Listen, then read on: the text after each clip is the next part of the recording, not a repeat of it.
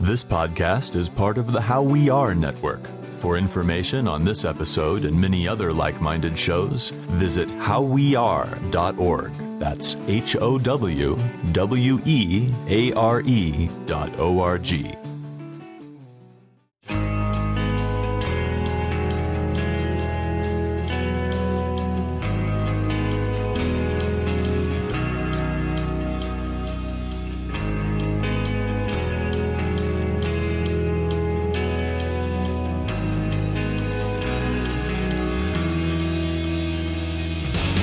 Hello, everyone, and welcome to another episode of 100 Words or Less, the podcast. I'm your host, Ray Harkins. I'm a little tired. I need some caffeine. I had one coffee this morning, but I think slowly but surely, I am becoming addicted to coffee. And you know, that's okay. I think that's what every adult does at some point in their life when they say, hey, I really like this black stuff. And now I'm even finding myself like becoming sort of a coffee snob in regards to like, oh, this tastes different than this, but whatever. That's what happens. Anyways, sorry, I was distracted. The guest this week is Ben Sharp from Cloudkicker. More on him in a minute. Let me get a ton of business stuff out of the way, and then we can hang out and talk. PropertyofZach.com. They are our media partners, and they're great. You should visit the site. They've got a lot of awesome editorial stuff on music, a lot of in-depth stuff. It's definitely not just like, hey, here's this interview that will ask the top 10 questions that everybody asks. They definitely take their time to craft and edit. They really do a good job of editing. And it sounds stupid, but you want to make sure that what you're putting out there is obviously grammatically correct. They're not like a million run-on sentences in reviews. And so, yeah, they take their time. Basically, what I'm trying to tell you, they are quality. We endorse them, and you should too. Visit Property of Zach. Go to the show's website, 100wordspodcast.com. You can find all of the stuff that I find interesting on a weekly basis. I try to post at least one or two things a day, whether it's like album streams, whether it's like movies that are coming out, whatever. Pop culture shit. Check it out. You'll probably like at least 70% of the stuff I post, I think, maybe. And then also review the show. The United States has been lacking on reviews as of late, and that disappoints me. There's been a lot of Canadian support. There's been some Australian support. You U.S. people, I know there's a decent amount of you, so jump in, write some sentences about the show, drop some stars. So yeah, just open up your iTunes store. And the reason I mention it almost every show for those of you that listen to it is that the more those shows, or the more this show gets positive ratings, the higher and cooler it is as far as the iTunes universe is concerned, which is basically what will eventually help the show as far as like maybe, just maybe getting some advertisers on board. That is a perfect segue for what you heard at the beginning. The podcast network, howweare.org. Visit that site. And basically, I've put together some awesome shows, some awesome podcasts that are of a like mind. You know, we have similar content. We're all kind of related to music, but all have their own unique vibes. So it's like you have Matt Pryor, formerly of the Get Up Kids. He does an interview-based show, brings on some of his friends, talks about some stuff. Very sort of songwriter, music business-centric, which is awesome. And then you have the Stuff You Will Hate podcast, which he, Sergeant D, runs, and it was a previous guest on this show. And yeah, just great stuff going on there. Usually really funny, self-deprecating, very unique takes on whatever scene they were a part of. And then Let's Talk About Feelings, hosted by Matt and Natalie. It's a very fun, lighthearted show that, talks about, as cheesy as it is, feelings. And then they also have some guests on. They also talk about music. Basically what I'm trying to tell you, check out all these shows, check out the network, and then that way we're all in this together. That's basically what I'm trying to tell you. All this podcast stuff. No one should be competing. Everybody should be, supporting what they like. So there you go. And one last thing. This is removing, business shit aside now. I've encountered a few people out in the wild, like at shows or whatever, that I've talked to about the podcast, where they have either just randomly gone up to me and are like, hey, you're Ray, you do that podcast. Or in conversation with friends, they're like, oh, I checked out that recent show. The feeling that I get when that happens is awesome, because basically, even though it's just me and one other person talking into a microphone and I put it out on the internet for people to enjoy, it makes me feel less alone. And that, I know that sounds very dramatic and like I'm in a corner of a room with my computer by myself, and that's it. But me being an only child, there's always this desire to connect. I always have this feeling that I need to plug myself into certain people's lives and become invested and, care. Obviously, there's only a certain amount of time during the day that you're able to do that. But this show and having this feedback from all of you that have taken the time to write, it's amazing. And it does make me feel less alone. So it's like when I get an email from a person up in Canada that's like, hey, I checked this show out. Here are the shows that I enjoyed. You look like you were desiring some feedback, so here it is. And that's amazing. I love opening up that discourse. And for those of you that write on a semi-regular basis, I really appreciate that as well. So if you would like to correspond with the show, 100wordspodcast@gmail.com. And usually I'm pretty quick. I try to talk to people on I don't let it sit there for like 3 months, and then you'll eventually hear from me. So anyways, let's talk about Ben Sharp. Cloudkicker, it's basically his band, his project, where he creates all of the music, guitars, drums, all that stuff. And I remember when I first heard it, like, I won't want to say as cliche as it sounds, but my head could not wrap around the fact that this was one person kind of putting everything together. It's just so technical. It's so layered. There's so much going on that I'm like, oh man, this is crazy. Then I come to find out that I do know him through a friend of a friend. Ever since I got exposed to him, I've just devoured his catalog. He's a very large proponent of just giving his music away for free. He doesn't do this as his full-time thing. This is basically just an artistic endeavor that he has taken on. He's just a really interesting guy. A lot of different facets of his life are compelling. So he doesn't typically do these really, really long interviews. Usually it's kind of, 15, 20-minute things, and people usually talk to him about, hey, what equipment do you use? I'm just not interested. I don't care. I don't care who creates his music. It's fucking awesome. That's all that I know. So we kind of get to know Ben a little bit more than, like I said, your typical interview. And for those of you that have never heard of Cloudkicker, that doesn't matter. This interview is compelling even not listening to the music, but once you do listen to the music, you'll become that much more invested. So anyways, a long-winded way of introducing Ben, but here he is. Let's talk afterwards.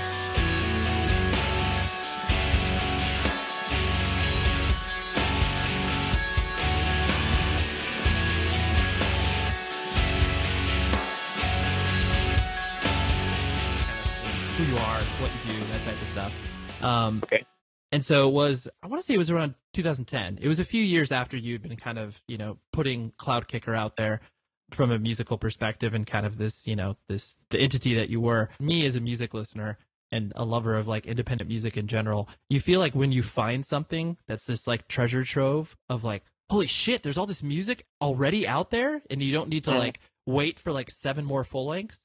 Yeah. It was so exciting. And so it's like, that's when I within like a 2-week period, I was just, immersed in your catalog and was like, oh my God. And then once I started to kind of put pieces together, it was like, oh, this dude is from my area. And I'm fairly certain we've been at a lot of the same shows together. And that's obviously what prompted me to reach out to you in the first place. Is it fun for you to like kind of trace the people that get into you? Like if if a person gets into you like last week, versus a person that's obviously listened to your music for a long time, is it fun for you to get that like frantic email of like, dude, this is the most amazing thing ever. I can't believe I found your shit. Like, this is so cool. Like, do you still get those, or is it kind of calmed down to where people are kind of following you along as you go? Yeah, I still get that. And I get that some people think that I have this flood of nonstop emails. I probably get like just a handful of emails a week, but they're always very thoughtful. So that's a good number for me right now because I can actually sit down and read them and respond to what the people are saying. Mm-hmm. To address what you're saying, yeah, of course it's fun. I don't differentiate between someone who, hey, I just found out about you today versus, I've been listening since 2005 and I just decided to write you an email. It's all the same to me, really. Oh, no, totally. Like I said, the enthusiasm of when a person trips across you, because it's usually that, like I said, that sort of immediate, oh my God, as opposed to the traditional way that music is promoted, bands are promoted, where it's like, once you kind of have this entry point, they'll have like a full length to check out. They'll have an EP because you'll find out about them within the first year of their existence, hopefully, if the band is doing enough on their own. Whereas you obviously have the total hand-to-hand people telling each other about what you're doing. And so when they do trip across you, like I said, it's this massive body of work that's like, oh my gosh, there's all this stuff. Yeah, and there are the people who have been around, but I'm just looking at from the perspective of the person that we're imagining right now. That would be kind of cool. At this point, there's like 3.5 full lengths, and I think there's something like 2 hours of music that you can listen to, just download all of it from Bandcamp. And that's got to be kind of fulfilling. I don't know what I mean. Because you have so much to chew through. Like, that's what's exciting. And I can equate it to like people that trip on the podcast, where it's like, they're like, oh my gosh, I found out about you through this interview you did with this band, but Jesus, you've talked to like, 40 of my other favorite bands. And so it's like, it always is exciting to have that, that sort of like, hey, welcome into the family. Thanks for joining up on the journey.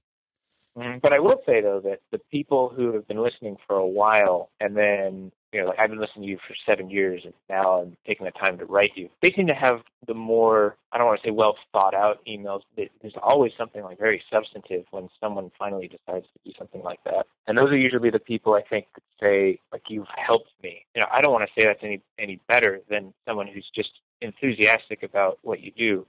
But, it does make you feel like what you're doing, that you should continue to do what you're doing.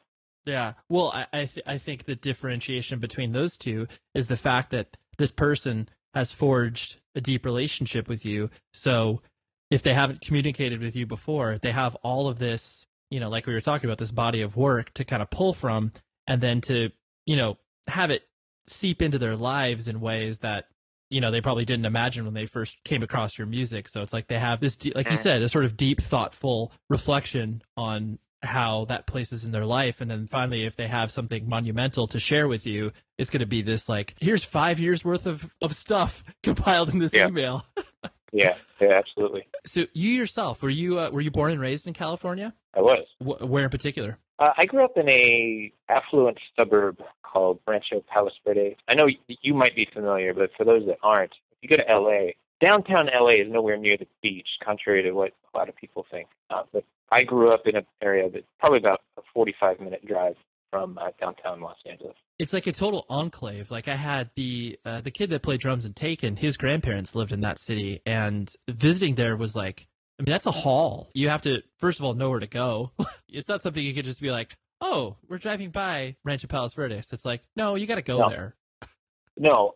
In fact, like when I go and visit my parents, stay at their house, I'm always reminded of how much driving I did when I lived there. Because you're right. Like you don't drive by. Like it's a 15 to 20 minute drive just to get to the freeway to get to start driving to where you want to drive. Yeah, totally. Like, what was your family structure like? Mother and father, obviously, and then like brothers and sisters? Are you an only child? Yeah, mom and dad. I have one younger brother. Okay. He's 2 years younger than I am. Okay. Four of us. Got it. What do your parents do for a living? Either what did they do as you were getting raised, or what did they kind of transition into? Well, they're both retired now. And of the people that I went to school with, I was sort of unique in the fact that my parents didn't grow up in Southern California. My dad was born in New Jersey, and my mom was raised in Nashville. They met in Memphis and then moved to Southern California in 1983, I believe. Okay. So my mom I'll say she worked in finance. And my dad worked in education. He worked at the University of Southern California. My mom worked downtown in an office building. They both retired in, I think it was 2005. They came out to Southern California, obviously, to be like, okay, this is where we're going to be. We're going to raise our family here, that sort of thing. Well, they came out because my mom got a job out here. Like you mentioned, the area in which you grew up in is obviously affluent, and it was it was a nice suburban. Well, I mean, I don't even know if I'd call that a suburb. It was just a very nice city, I guess, in a way, little enclave. Sure. What kind of kid were you? Were you an indoor kid playing video games? Were you playing sports? What did you kind of find yourself doing? We were always a baseball family, so I played t-ball from 4 until the middle of high school. I forget which year. Mm-hmm. Well, I hope you weren't playing t-ball in high school. Yeah, I was totally dominated. Yeah, you were like, yo, why are you guys pitching at me? I'm just using it off a tee. I remember my childhood being very outdoorsy, not like hiking and everything, but just I was outside a lot of the time. I never really got into video games. Like I'm still pretty good at like Nintendo 64 games. I can hold my own at GoldenEye or Donkey Kong racing, but pretty much anything after that, I'm utterly clueless about. Yeah, you're out. I've never been enamored in that world. Right. And so it sounds like, for all intent and purposes, your upbringing was pretty, idyllic. Like you guys everybody kind of had a good relationship with one another. Your mother and father obviously still married. There wasn't any strife from that perspective. I mean, I was a total pain in the ass as a kid. Really? Yeah. Even knowing you now, I wouldn't have immediately pegged you into that. What were you doing that was a pain in the ass? Well, the way that my parents say it is that I was incredibly independent. That's a really nice way of saying that I never did anything they told me to do. Right. Or I always put up a fight about it. I mean, the reason that I'm not like that, I mean, I am like that now, but it's just that no one bugs me about anything because I do all the stuff that I'm supposed to do, so no one... I don't hear about it from anybody because I do the things I'm supposed to do, and then I get to do whatever I want. And you're an adult. Yeah, I'm an adult, and it's great to be in this situation. I feel like I was always the way I am now, but no one would leave me alone when I was a kid. So I just totally resented that. Mm-hmm. And I had the terrible realization in high school that maybe the people that are in charge aren't really as smart as I've always thought they were. And it's a horrible thing to think when you're in high school, because then it was over at that point. Well, why do I have to do what you want me to do? Right.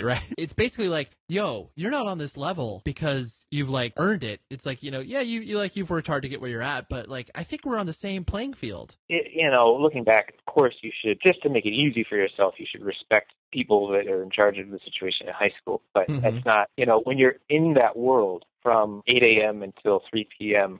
where you are, it's tough to see beyond that. Sure. And that's where I was. I think if you put me back in high school, kids are just insane in high school because they have like an adult's capacity to understand that they're hurting someone, but only a child's capacity to appreciate like what that actually means. Right. So the kids are just brutal in high school. Like if you put me back into that crazy situation, I don't know that I would be fundamentally different than what I was when I was going through it the first time. Mm-hmm. That's funny. Well, because what you don't have in high school is, perspective. Like the idea of like, oh, this is what, as cliched as the saying is, like, with age comes wisdom. It's like you don't have that. You're in the moment reacting to everything that's hitting you. Yeah, there's so much hitting you. High school's brutal. I've never identified with people that think that like that was the best part of their lives. I mean, it's funny you say that because while I personally enjoyed my high school experience, the idea that like my life is, kind of utterly over after my senior year of high school, like those are the golden years.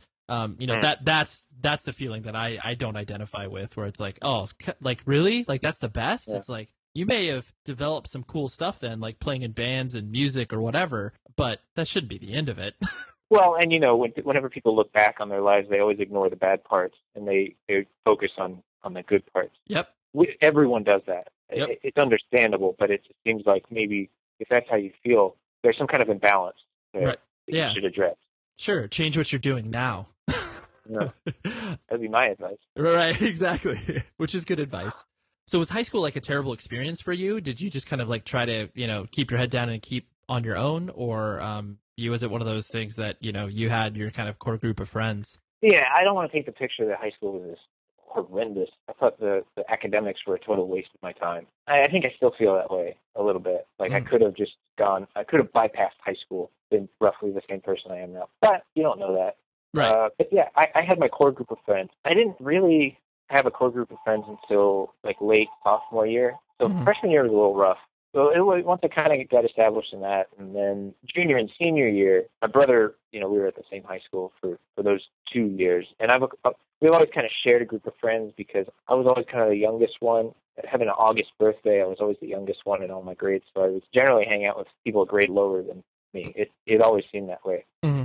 My brother being just a year younger than that, we kind of shared a group of friends. So the junior and senior year were really fun from a social standpoint. I don't even remember anything about the academics, to be honest. I just remember that I got kicked out of classes a bunch of times. And my dad was on a first-name basis with my junior year algebra teacher just because of how many times she had to call him. You strike me as a person who was just, like a smart aleck, was a person who was just, totally... Oh, yeah. Yeah, always had to have the last word. Whenever there was an opportunity to just disrupt things, I just took advantage of it. That's amazing. He's a terrible kid to have in class. You do not want Ben in your class. He'll just dick around, look for a reaction, and just totally ruin the flow. However, though, there were teachers that, for whatever reason, and I think it was just they're sincere, good people. Maybe I was just intimidated by it. But there were teachers that I never did anything in their classes. I just sat there and did my mediocre work. So it wasn't like out terror for everyone across the board. It was just teachers who sensed weakness, I guess. Right. I love that. Yeah, teachers that I saw a crack in their armor that I could dig into.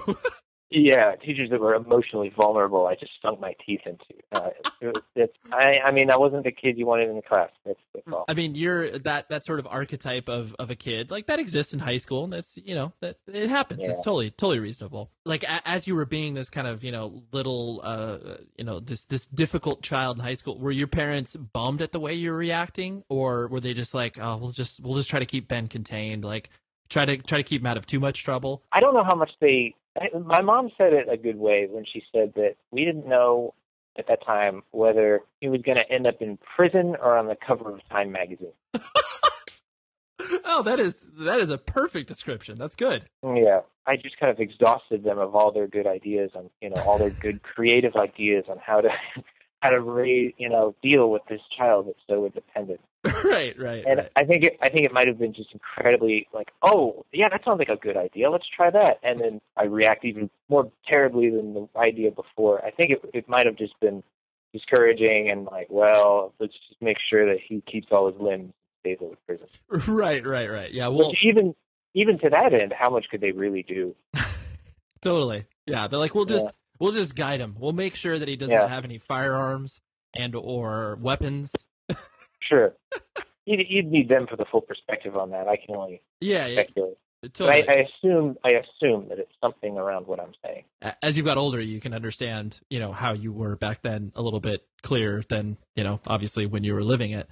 Obviously, like you said, you didn't care about academics, but like, what was, what started to become important to you in high school? Like, was that when music started to become more of a revelation to you? Like, how did independent music show itself to you? I mean, don't throw the word independent in there until I get a little more mature in my, up until. That's fine. That's fine. Yeah. I mean, because when I was a freshman in high school, I was listening to Blink-182 and Limp Bizkit. It took a friend of mine introducing me to better music that totally opened my eyes. I mean, I had been playing guitar since I was in 5th grade because I wanted to be exactly like Green Day. So, that's great. It was 1995 when I learned how to play guitar, so that's just... Dude, one year after Dookie came out. I get it. Yeah, absolutely, you get it. So I had been doing that consistently. I mean, as soon as I started playing guitar, I was like, yes, this is what I need to be doing. And so I did that. You go through you do that little plateau where, I was like 11. I thought I was the best guitar player in the world. And then later I realized, oh, wait, I'm not that good. Yeah. And then you start really, you hit all these plateaus where you think, yes, now I'm awesome. And then something happens, like, oh, no, I'm not. So I should keep getting better.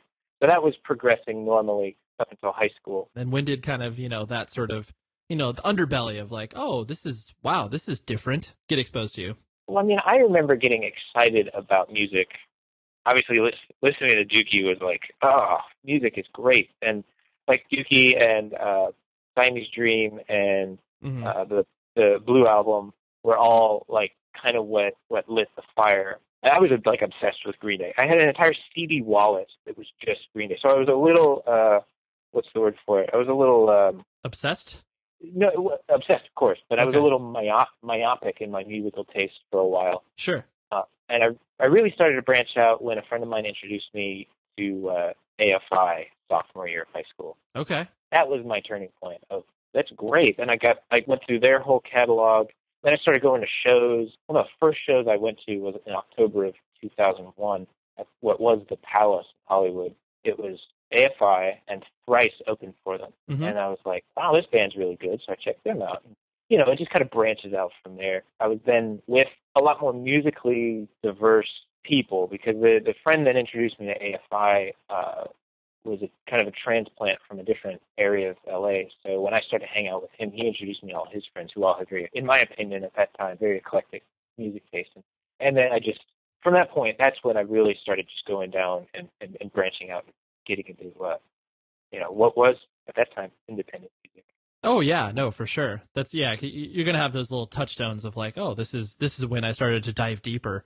Yeah. So did you have that sense that you wanted to like put together a band and like be that person? Oh yeah, of course. The first band I was in was when I was 15. Please tell me the name of it. It has to be something terrible, I hope. It is, and it's a hilarious story, and it all kind of came full circle. It's the band that I was in. We decided that the most awesome name would be Absent Light. Now, don't say anything. So our band was Absent Light. Okay. And looking back on it, for like years and years after that, I was like, oh man, that is such a typical, like, terrible name that you would come up with. Oh yeah, it's just a synonym for the word darkness. It's lame. I left and went on to do the other stuff, and they kind of continued. Whatever. They renamed the band. Who cares? Right. And then like 2 weeks ago, I'm on the internet and I see that the newest Misery Signals album is called Absent Light, and I was like, this is too good to be true. Yeah. I can't believe that this is real. Right. that this popped itself up again, and this name still is quote unquote relevant. These words together. How is that possible? Yeah. I laughed so hard when I saw that, because I was just on Bandcamp going through. I was like, what is Absent Light? It can't be Misery Signals. That's the name of the Misery Signals album. Like I liked Misery Signals. Yeah. It's crazy. Yeah. To be honest, Absent Light is not that bad of a band name, like for your first band. Like that's what it should be when you're, 14, 15, 16 years old. That was okay. I've heard worse, but that's you started playing bands and like that started to become part of your world. Was it one of those things too that once you started to experience that you were like, I just want to focus solely on music, or were there other things that kind of, started to pique their interest as you started to transition out of high school and like, oh, what do I do next? Might as well just get into this because it'll make everything make more sense. But so I had music going on since I was 10. When I was 13, my parents, as my graduation from 8th grade present, which is very nice of them because 8th grade graduation is meaningless. When I graduated from 8th grade, my present was a introductory flight lesson at a local airport. 13 years old, flying around this airplane for half an hour, you go up. So that kicked off this other part of my world that continued through high school. And that was another reason why I felt like high school didn't matter, because I had all these interests that weren't being addressed. You hit on such an important point, because there are certain people that obviously get a lot of out of school and high school and the academic experience, but it's like, when you get kind of pulled into worlds that exist outside of this curriculum you're learning, your head is cracked open in ways that you're just like, dude, why am I fucking pinned down to this desk? Can't you let me go? No, exactly, because it would be like I would go to high school, I would endure high school for the day until like 2:45 or whatever it was, and then I'd drive down, or my parents would drive me down to the airport, and I'd take my flight lesson. And that was just, I go for 2 hours, and that 2 hours was so much more valuable to me than anything I did, the previous 8 or whatever when I was at high school. And I'd come home and I'd play guitar and, write whatever songs for the bands I was in. And it was so rewarding. And then I had to go to sleep and go back to high school the next day. And, you have all these people saying, well, these are the important things. You got to know your state capitals, because otherwise how are you ever going to live in society? If you don't know the capital of North Dakota. When I had these interests, it just highlighted to me like, well, I don't really think that what you're telling me is true. So what other things are you, embellishing? Yeah. Like, why do I have to know this stuff? It's not helping me in the things that I feel like are going to propel me forward into my life. Sure. That experience is definitely, I think very indicative of obviously why, kids get into independent music, and it's like these strains that they follow. That's the first time that you kind of start to feel like you have control over your life, because you're making these decisions solely on your own. Like this isn't set forth, by my parents. Obviously, in your case, or obviously them getting, a flight lesson, like that's, they put it in motion, but then, the world opened up from your perspective. Those experiences, like you honestly feel bad for kids that don't have that experience until like they're like 30, where it's like, oh wow, I want to do this, and it's like, well, or never. Yeah, totally. And you brought up, obviously at 13 years old, I was not paying for my own flight lesson. Right. So to kind of go back to like, how did your parents handle it? I think this was a way that all the terrible stuff that I did in high school and all the ways that they punished me, they never touched the flight lessons, because they knew that was something that was kind of holding me together at that point. going back to that, that's a way that they tried to direct me. Yeah, no, I think that's really important. I mean, for me, it was golf, where it was like that was the thing that I dove into that was like so singularly encompassing of my life before music started to reveal itself. So you do feel good when you can like dive into something like that. That is just, it kind of opens your world up. And it's a whole different world. I mean, it's an entire other existence that's overlaid on top of what you know. Yeah.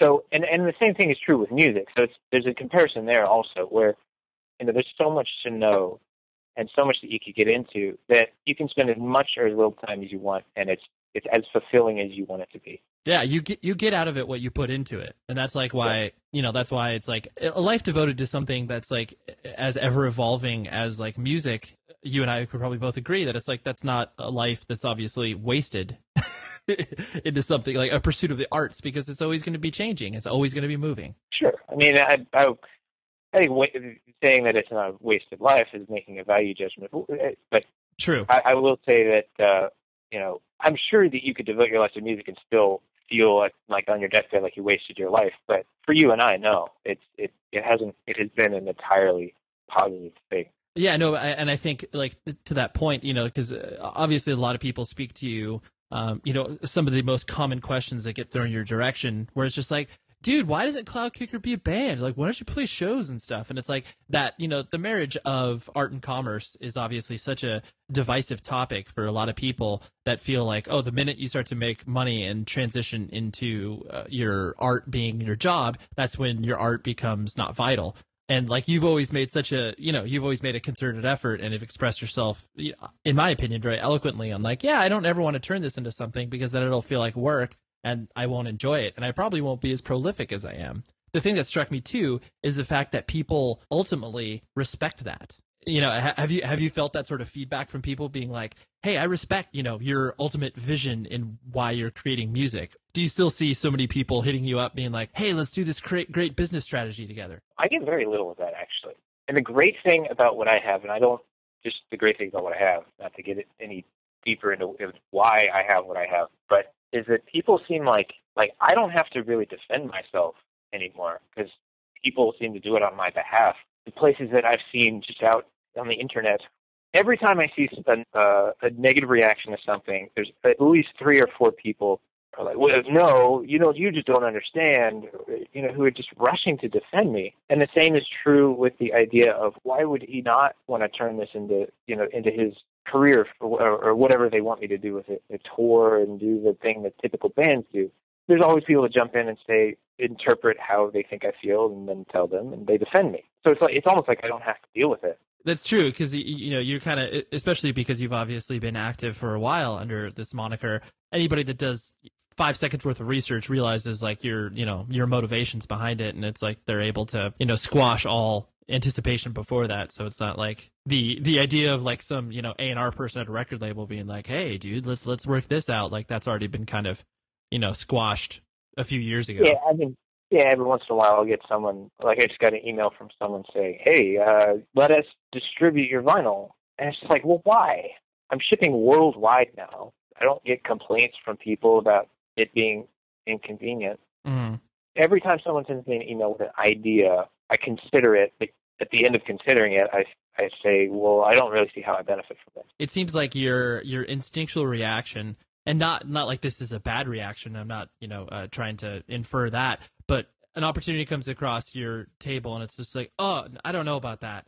And then, you'll obviously be thoughtful about it and then ultimately land on where you're at. I think it's good that you react that way, where it's like, oh, business opportunity? Like, I don't know about that. That's not why I'm doing this in the first place. Well, of course, whenever someone approaches you with something like that, it's because they feel like they can get something out of it. Sure. They say, I want to help you and everything, but I wouldn't say that my default position is that I'm outright dismissive, but my default position is that things are amazing for me right now in regards to music, mm-hmm. And the situation that I have. The luxury that I'm afforded and just how everything works. It works so well. And someone's going to have to come up, if I evaluate whatever the person says and I feel like it can improve my position and improve the way this whole operation works, I'll do it. But I just don't see, it's like I'm in that area of marginalized returns or something where okay. as you increase the effort that you put into something, the rewards you get back from it. Oh, sure. Diminishing returns. That's there. what it is. Yeah. I mean, so you're going to have to come up with something that would really be a game changer at this point, I feel like.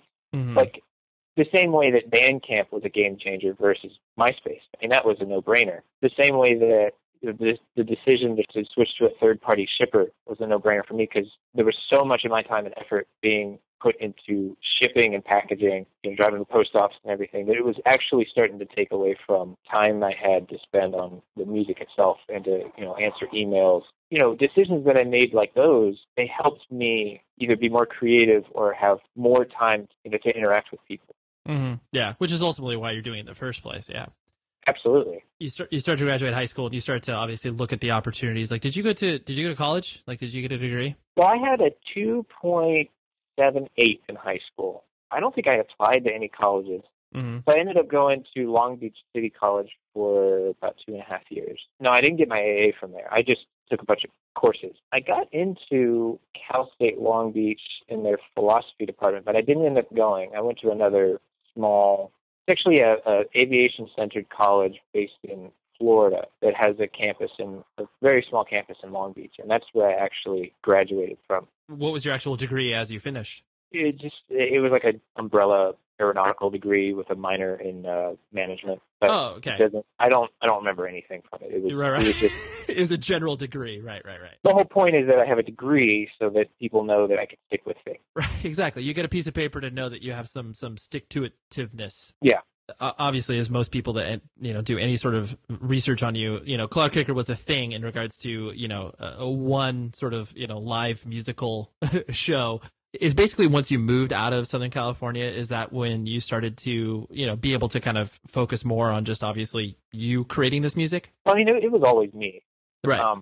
It was fun because when I lived in Southern California, and I had access to all of my friends played instruments. So I'd say, hey, you want to play this stuff that I made? We played a show at like Chain Reaction once and then played a couple house shows. So we probably played like five or six shows total, from late 2006 until, I moved away in November of 2007. So It's not like that's all I was doing. Moving away, obviously, only going to be something that I was writing music for, which was what I was doing to begin with, but now there just wasn't a band.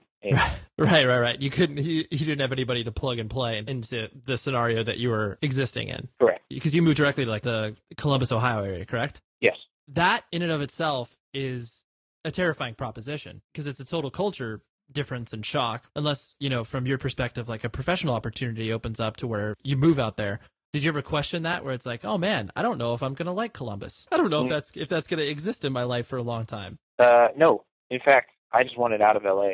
Kind of was fed up with LA in general. I didn't care that the weather was nice, and I didn't like that I had to be in my car as much as I was, deal with traffic. I'd grown up there, and I was tired of it because I was 22 and I wanted to do something different. And, I never went away for college, so moving out of home to pursue my career was my going away from home experience. But before I moved to Columbus, I didn't even know where it was on a map. Moved there and picked the place to live. Surprising. Well, I don't even know if it is surprising, but I really like Columbus. I feel more myself in Columbus now than I did at any point when I lived in LA. Nice. So it's like you felt like you landed on home, even though that wasn't the proper definition of the term from I was born and raised here. Sure. I mean, I feel like it's home now. Yeah. I really do. The band never, toured, and you didn't experience that whole cycle. It strikes me that you probably wouldn't even enjoy touring in the first place. You probably would have hated that experience. I mean, I never toured properly. No, I never I never drove. I was never on the road for like a month or whatever. But I did, I was in a couple bands and we would play, I remember once I played with a band, played in Tucson, then we went to Phoenix, then we went to Riverside, and then San Francisco, and maybe Reno. Oh, sure. A little mini tour. Yeah. And even that, not. Yeah. I just never aspired to do that. You weren't like, God, I can't wait to spend 9 months out of the year on tour playing music. It just didn't appeal. Well, I always had this. I never thought, except for a time when I was 16 and I was out of my mind. I never really thought that music was going to be how I made my living. I always just kind of approached it from being just a fun thing that I did. I never thought I had to consider touring as like a reality that I would be living. But I'm a little different in that regard, I think, than most people who I was in bands with, where they really wanted to have a go at it. I was in bands with pretty passionate people, and they really wanted to have a go at making music, how they exist, really. And I was never that. So I didn't share any of the same aspirations. Yeah. Well, it's interesting because in what you're saying as far as the reflection on the people that you were surrounded with, because like my own personal experience, like, because I never had any illusions of like making music a living. I wasn't like, this is going to be my end all, like you said, your ultimate career. But it was like you toured, you did these things because it was kind of like the next sort of incremental step where you're just like, oh yeah, you record a demo. Okay, yeah, next step, you record an EP or 7-inch, and oh yeah, next thing you do is this. And it's like, yeah, it's just kind of a step-by-step process rather than like this huge, grandiose vision of like, okay, here's where I'm going to end up in Madison Square Garden, And I mean, it seems like since you've gone a different path, but each thing that you've done has been kind of that sort of incremental next step where it's like, oh, I'm going to do this because this is kind of what, feels right as the next step. Yeah. And it's just cool because you've done it, on your own terms. And knowing the kind of, random opportunities that, like we spoke about a little bit earlier.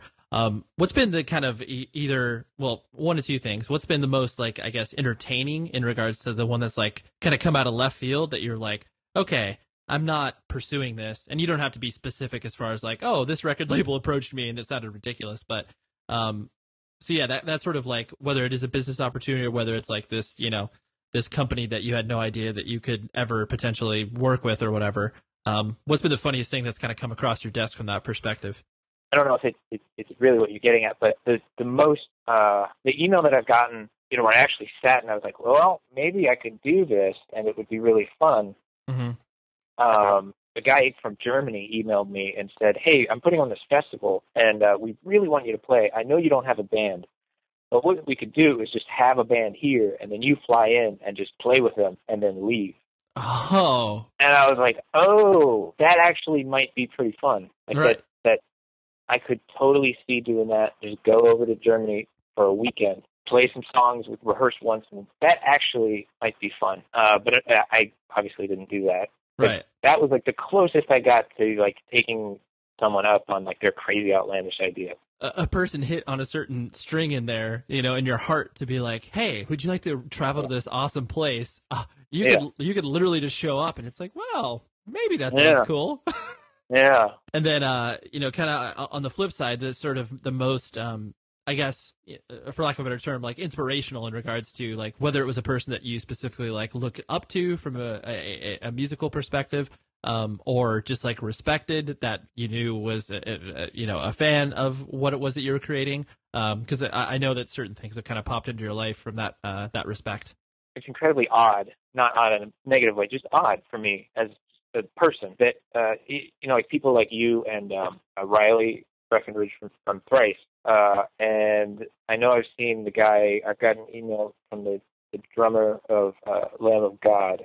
And I've seen him. People sent me videos where he's wearing like my shirt in some video, right? Like things like that. And I don't remember. I don't have all of them cataloged, but things like that where people, like I said, the first show I ever went to was Thrice and AFI in 2001, and then in October of 2010, I'm sitting in Thrice's tour van because they came through Columbus and Riley invited me out, and it's like that's crazy, right? Right. And it's also really validating because I know that, people in that category, people that, like, when I was 16, 17, listening to Taken, it didn't occur to me that 12 years later I'd be on your podcast. Right. And it's incredibly validating. Yeah, that brings it all, like, sort of full circle, where it's just, like, and something that's been striking me, in respect to, like, getting older, the idea that these people, like, using a random person, like, okay, Matt Pryor, the singer of the Get Up Kids, like when I went to see them, when I was 18, 19, 20 years old, the band seemed so old, like, and not in like oh, those are old guys, but just in like, oh, they're so much older than me, now that I'm older, where I'm like, oh, he's like 4 years older than me. And it's like these these divides where it's just like, I'm sure because it's like you said, you're 16, 17 watching Taken play, and like I'm 20 or 21, And it was just like, oh yeah, Ray's so much older than me. But it's like now, as you get older, that age gap is just like, oh yeah, like that doesn't exist. Yeah, the older you get, the more everyone's just kind of your same age. Right. It's so weird. Like I've ran into people that are like in their 40s and 50s, and it's like, oh, whatever, we're probably the same age. Like, yeah, it becomes. I think what happens is as you get older, it becomes less about the number that the person has, and more just about their level of maturity. That you identify more with that. And I'm not saying that I'm a more mature person. I'm just saying that there are people that I've met that are like in their 50s, either they're at my level of maturity or I'm at their level of maturity. And it's just more like that's how you reach out and connect with people, rather than just that. I think it comes from school of saying that you can only associate with people that are your same age. And you just kind of lose that because you realize it's meaningless. Sure. Yeah. No, that's a good point. Two last things I want to hit on before I let you go. Yeah. How do your parents react to the music that you obviously create?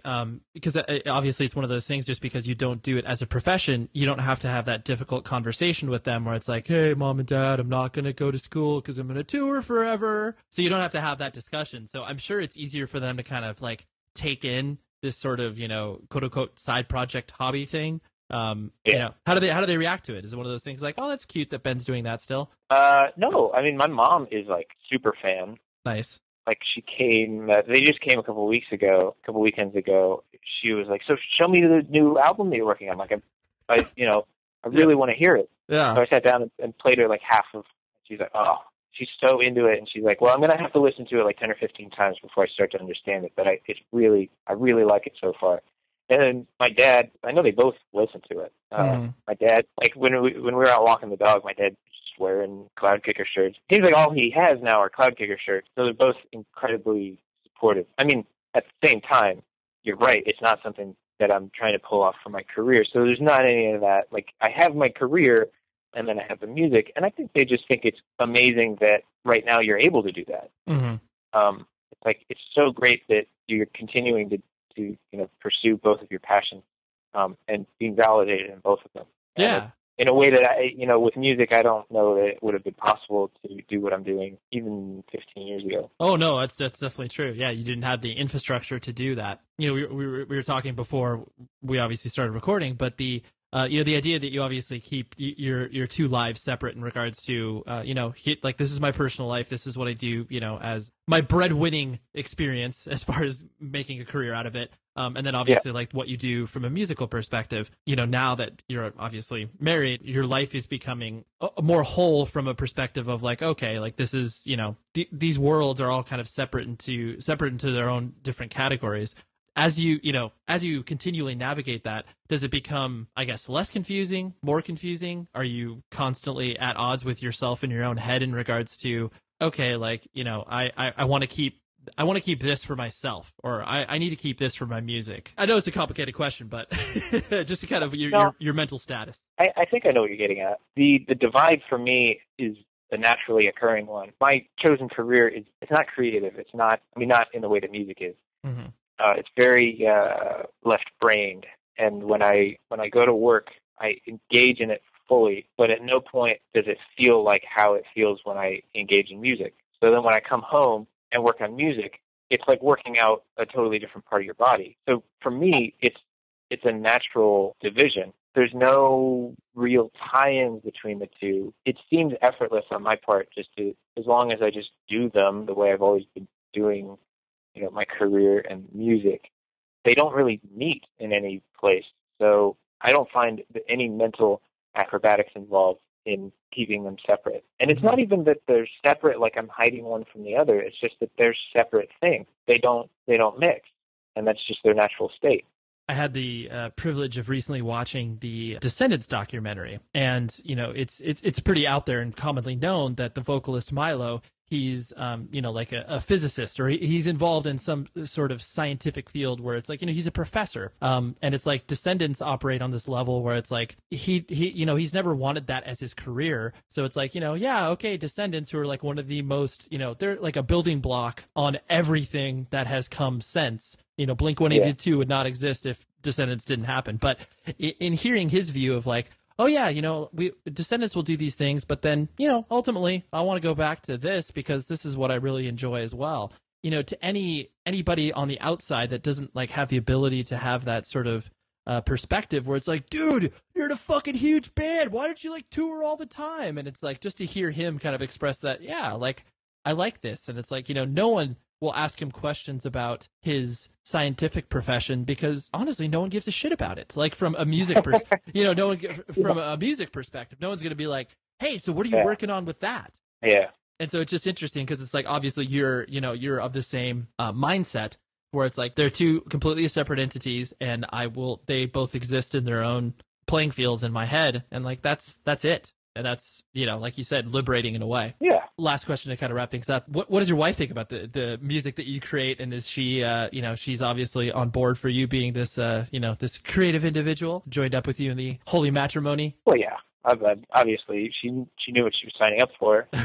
Right. Incredibly supportive. I mean, that's not, I don't really even feel like it's the right word because she's just there. I mean, she's there in everything. When I was still trying to do the shipping thing myself before it got just so out of hand that I felt like I had no choice but to involve a third party. Like she was the person that would handle all the shipping. When I'd go to work, she would package and go to the post office, do all that, and she was happy to do it. I never felt like I was burdening her, and she's certainly never wanted me to feel like she's being burdened by the fact that, I do this. Right. And to be honest, I think it's fairly transparent. Obviously, like when I'm at the point I am now where I'm spending a lot of time kind of wrapping things up on new music, it's a little more time consuming, but that's not all the time. And we both have the perspective to understand that. I honestly think that it doesn't really even come up. That's cool, which is nice, and it shouldn't, because you always hear about and I'm not using you as an example, but you always hear about those weird experiences where it's like, a person is doing something creative and their significant other, has some resentment towards that because they're spending more time doing this and that, and then that person ends up not pursuing that because of, just to make it easier on the relationship, and then 10 years down the line, they're like, I fucking hate you. It's so sad when that happens. And I think that probably in the cases where that happens, it's indicative of a bigger problem in the relationship, which is kind of outside the scope of my expertise.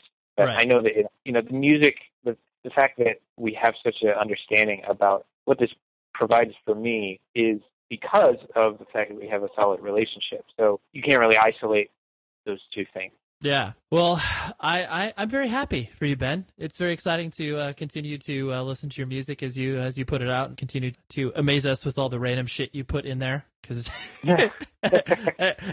every musical piece you put out there is so distinctly, unique, but also distinctly yourself as well. So it's awesome. I'm glad to be along for the ride. Well, good. It may interest you to know that there will be more very soon.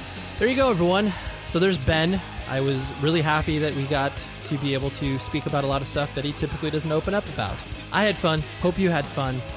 Tom Richfield is obviously the editor for this episode. He has been doing such a good job and continues to do such a good job, and I shower him with Starbucks gift certificates. So see, that's what happens. When you work for free, you get Starbucks. That's basically the equation, I think, in these days. Anyways, visit the show website, 100wordspodcast.com.